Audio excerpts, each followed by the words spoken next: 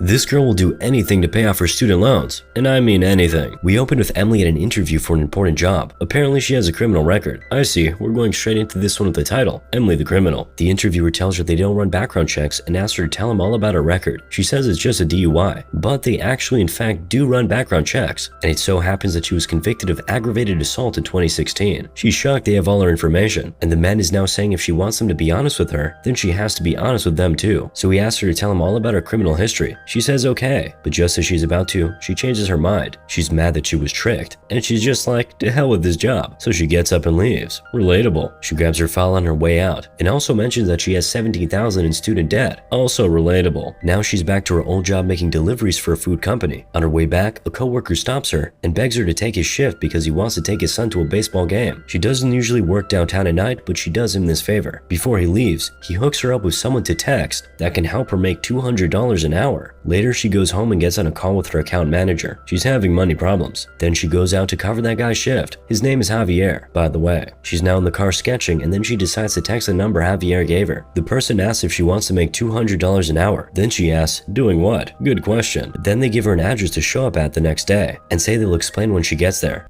That seems a little fishy. But she's poor, so what do you expect her to do? Anyway, that night she goes out to meet an obviously more successful friend at a bar. Her name is Liz. They're talking about their different realities. She asks Emily if she's still painting, and she says no, because paint is expensive and she doesn't have a job. Just paint a dollar bill. I'm sure that'll work. Anyway, Emily says she's considering going back to Jersey to live with her stepdad and save some money. Then her friend offers to get her an interview at her company. Though Emily's concerned her record will get in the way again, but her friend promises she'll vouch for her. So they focus on getting one drink and going home. But one drink turned to them eating salt through their nose in the bathroom and then doing push-ups on the street. The next day, Emily shows up at the appointment. Remember, the one I said looks fishy? It's a laundry place, and she meets a guy who asks for her driver's license and asks who referred them to her. She tells him his name and he calls Javier on the spot to confirm. Imagine lying to these guys. Well, she then goes to get her picture taken and joins a bunch of other people waiting. What she's doing there, she still doesn't know, but she has her pepper spray just in case. A man comes to address them. He tells them they'll make $200 an hour. They won't be in danger, they won't endanger anyone, but they will be breaking the law. Sign me up. Then some men hand them some cards and papers and tell them to go into a store and buy flat screen TVs. Is this a Mr. Beast challenge? The men will be waiting outside to collect the merchandise from them and they get paid. It's that simple. As it turns out, the information on the cards is stolen, and that's enough to make some people leave. The guy addressing them, Yusuf, tells them they can leave if they're not cool with it, but it's pointless calling the police because they won't show up. Typical. At this point, Emily stands up to leave and Yusuf stops her and asks her what the problem is. She then asks how they know the cards work. He says, you don't. That's the hard part. You have to trust me. Then she asks, what if they ask for a driver's license? And a man hands her one with her picture and the name Goodwin Jennifer L. They obviously just made this license, but it looks used. These guys are pros. That's enough to convince her, so she goes to do it. She's in the mall now and she picks a cap to hide her face from security cameras. She goes, picks a TV, and goes to pay for it. She's a little jittery while she's paying, and the thing takes an eternity to process, but it eventually goes and she's out. We're clear. Oh no, a security guy is following her. Oh okay, he's only asking about the hat she took. She didn't pay for it. She just takes it off and hands it back to him. All good. We're clear for real now. They retrieve the TV from her and pay her in cash. In the van, the man also gives her a burner phone and tells her she can choose to do another job, but it'll be a little more complicated. She asks what she'll have to do and he says, clap someone, but not in the fun way. You could see her soul leave her body when she heard that, but he was only kidding. He says he'll text her by 1 p.m. the next day, and they'll tell her what to do when she shows up. But you know what's crazy? Tomorrow's job will be for $2,000. That's 10 times today's gig. Even Minecraft YouTubers are tempted. The following morning, she's at her other job with Javier and they're talking about the job. She asks him if he went the following day. He says no, but he was curious though. The elevator is broken, so they have to carry all this food up the stairs, and when they get to the office, some had poured into the bag. Personally, that's motivation to at least check out what that other job is saying. I'm not encouraging crime though, I'm just saying, you know. While she's at the office, Liz calls her and basically tells her that there's actually no space in the office for her. With how bad a day she has had, are you surprised that Emily is now waiting for the text from those guys? It's past 1 now and the phone is still so dry, just like my phone is all day. I have no friends. She ends up getting fed up and throws the burner in the bin and leaves, but then suddenly she hears a beep and quickly comes back. She checks and there's a text. Yes or no? We all know what her answer was. She drives to meet the men in the van, and they go off to a new location. It's just her and one guy who had the balls to come back. The man hands both of them black cards and gives them instructions. The biggest risk in today's gig is that with a purchase of this size, the bank will call the vendor. So she just has 8 minutes to make the purchase and disappear. If not, they'll find out the card is fake, and trouble comes soon after that. She walks in pretty confidently, goes up the stairs, and knocks on the door. Apparently it's a car she's there to buy, and the two men in the office are speaking a foreign language, and that is scaring me. But Emily seems calm. She says she doesn't want to see the car or test drive it, and the men get suspicious because it is a little unusual, but they eventually agree to let her pay. She brings out a check and then the card. He asks to see a driver's license, she shows him, he checks it, and then he swipes the card. The moment he does, her eyes go straight to the clock. It's 2:41 now. Tension is building. He asks her to sign something, then hands her back the card and tells her to fill a waiver that absolves them of any mechanical issue from that day. She hurriedly fills it because time is going, and they take her out to the car. That's a pretty sweet whip, but just when she's about to drive away, the guy with her gets a call and tells her to just hold on a moment. When he drops the call, he tells her to turn off the engine and follow him back to the office. He's pretty calm. He says he forgot something small and it's not a big deal, but we all know what it really is. When he notices that she knows what's going on, he tries to drag her out of the car, but she manages to overpower him and drive off. Alpha female moment. Now we get a sweet car chase as she tries to escape him with her bloodied nose. She's blocked by a truck, so she comes down from her car, pepper sprays him, and makes her way out. She's clear now. She drops the car with the guys and she looks like she's done with them. She's dropping F-bombs and throwing gang signs, and she doesn't care for the help they're offering. She just takes her money and dips. But she's outside now and she seems like she's having a hard time breathing. Yusuf then comes out and helps her calm down and even drives her home. They get to her house and he offers to come up and help her put ice on her face to stop it from swelling. She's blushing like a little girl, and you won't believe that this was the same Emily who was swearing at this same guy just minutes ago. He actually does a pretty nice job preparing the ice for her. Now they're sitting at the dining table and he's looking at her sketches. Then he shows her a place he wants to buy and renovate. That makes her wonder how much he's really making.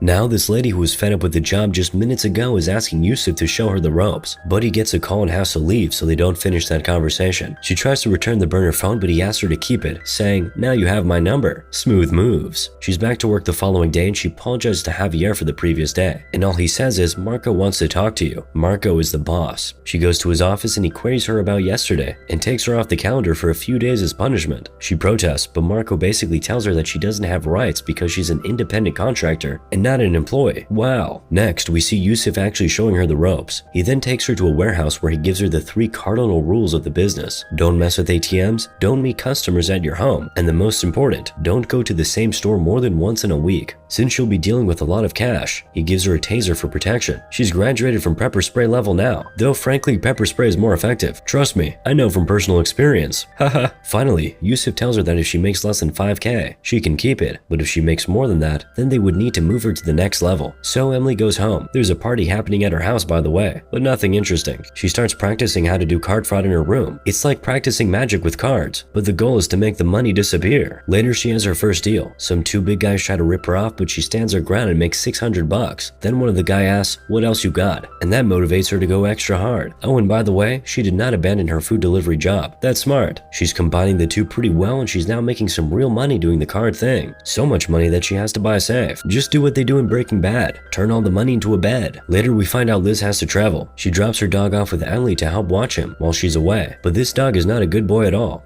He's making hella noise and depriving Emily of sleep. Next day she goes to meet Yusuf, and that means she has passed her 5K target. Now he's about to hook her up with bigger numbers. While she waits for him to sort some stuff out, she brings up small talk, and then Yusuf's cousin, Khalil, comes in. He doesn't seem excited about Emily being there, so he asks for a word with Yusuf outside. Later that night, she gets a call for business. She goes out to meet the person, and when she's heading back to her room, 2 people follow her and pin her down with a knife to her neck. The guy says he does what she does and he knows what's up. So he asks her where the cash is, and she says she has no cash on her. After he threatens her further, she tells them where the safe is, so they take all the money and leave. They even take Liz's dog too, but that's kind of a good thing. Emily's really shaken. As soon as they're out of the door, she runs to lock it. Now they may have taken Liz's dog, but Emily really has that dog in her. She refuses to let these guys just go free. She takes her taser and walks to their car. She tases the man and threatens the lady before taking the dog and the money and leaving. Based. Anyway, we now see her returning Liz's dog. Liz is having a little party, so she introduces Emily to a couple of her coworkers, and when one of the guys, Taylor, asks her what she does. She just says credit card fraud. For real. Unfortunately, we don't even get to see his reaction, but I know homeboy would have been shook. Anyway, Emily invites Yusuf for the party, and when he shows up, she introduces him to Liz. Then later, when they're having a conversation, Yusuf asks Emily if she wants him to pretend to be her boyfriend, and she says yes. Well, that's one way to ask a girl out. I will definitely be using this strategy. Anyway, Liz catches Emily later and tells her that someone at her office is leaving, and she asks Emily if she can come in for an interview. Emily says sure. They get back to the party, take a couple shots, and then it's time for Emily and Yusuf to leave. While they're leaving, Emily grabs Yusuf, pushes him to the wall, and moving on. The next day, they go check out the house Yusuf wants to buy, and then they sit on the floor to eat and drink. They talk about her art and all the other things that make her happy, including traveling and living in South America. They're just having a cute little moment. You know the type of stuff couples do. Can't relate. But hey, let's not forget, they're just pretend boyfriend and girlfriend, remember? In fact, Yusuf even takes her to see his mom, all just for pretend. Yeah, right. His mom is really cool. While the party of three are still having a good time, Yusuf's cousin and some other guy come in. They're now showing them a video of Emily at a store. Apparently, she was at the same store twice in a week, breaking the most important rule, and putting them all at risk. Khalil is really mad because if they catch her, they catch them too. The next day, Emily goes to Liz's office, and Liz is showing her how things work around here. Next, we see Emily pick Yusuf up, and he's bleeding and not very willing to talk. He just tells her to drive. They get home and he tells her it's an issue with his cousin. Khalil hasn't paid Yusuf in months now. And yes, you guessed right, it's because of Emily. Now Yusuf might lose that apartment he wants to buy because of this. So Yusuf tells Emily that he's going to clean out the bank account, the storage unit, and the office the next day. And he asks her if she's in. She's not exactly sure about joining him, but he tells her that if he does it alone, Khalil will still blame her. For clarity, she asks, so you're just gonna rob him? And Yusuf says yes. And that he'll give her a cut to pay off all her debt, get a new place, travel, and do whatever she wants.